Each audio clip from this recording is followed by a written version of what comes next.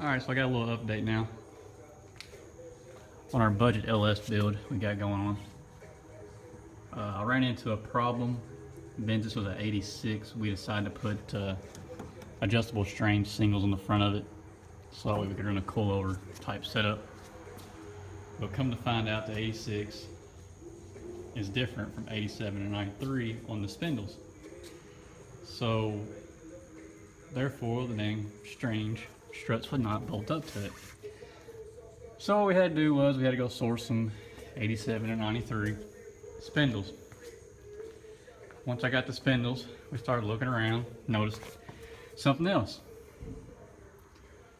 The brake calipers and the brake rotors are totally different sizes. The 87 and 93 has a bigger brake caliper and bigger brake rotors, which is a good thing in my opinion. I mean, I'm glad it did. It forced me to change them over for safety reasons, but same time, had to take a couple weeks off, save a little bit of money up so I could buy new hoses, calipers, and rotors, and I went ahead and changed wheel bearings out and ball joints as well while I was at it. So for anyone out there that's wanting to do the strange struts on the 86 and under cars, you're either going to have to take your spindles right here and grind them down so that way it will actually slide over top of it. If you don't want to do that, I would highly recommend not doing that. I would just go ahead and just get the 87 and 93, that way you get the better brakes. Where I did screw up though is I wasn't thinking. I should have went ahead and got the SVO calipers and the SVO rotors, because they're actually a little bit, I don't know if the rotors are bigger or not, but I do know that the caliper is a 73 millimeter instead of a 68 millimeter. So that would have been a great big adjustment. Next, we ran into a problem. We had a bent axle back here on the rear end, and it was actually bent out here on the flange, and it was causing a wobble, causing vibrations, and so on. So we called Moser, because they were Moser axles. They were old Moser axles, actually. I mean, they've been in the car since, I don't know, I think the guy I bought this car from said he had them in there since like 95, something like that. Well, they didn't make the that style C-clip eliminator bearing no more, and they didn't make that material no more on their axles. So Moser's actually pretty cool about it. They actually replaced both axles, brand new 33 spline axles. They replaced both of them, and all we had to do was pay, I think it was $75 or something like that to cover shipping and everything back and forth. But I just wanted to share that because I thought that was kind of awesome. Moser stepping up and helping out their customers. I mean, that's a hell of a customer service if you ask me. But other than that, this car is about there, about ready to go.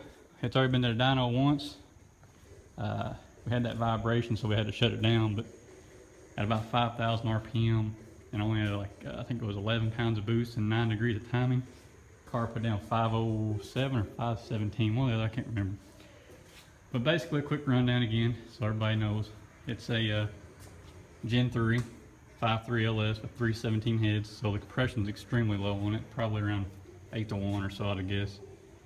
Non-intercooled with a Borg S475, like most people do. The only difference is I didn't do a 132 AR. I ended up doing a 1.1 with a 83 millimeter wheel, I do believe, or maybe it's 87, one or the other. And I had a custom cam ground by Cam Motion for it.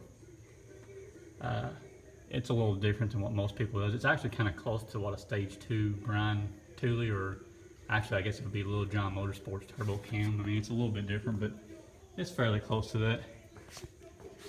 We also had to order us a SPA fan. The radiator's out of a 60, I think it's 66 Mustang, I think is what they're made for.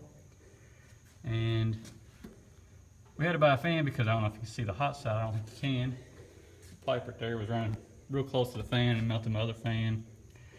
Yeah, it was a bitch. But anyways, we took care of that and just bought a SPA because it's so thin. Other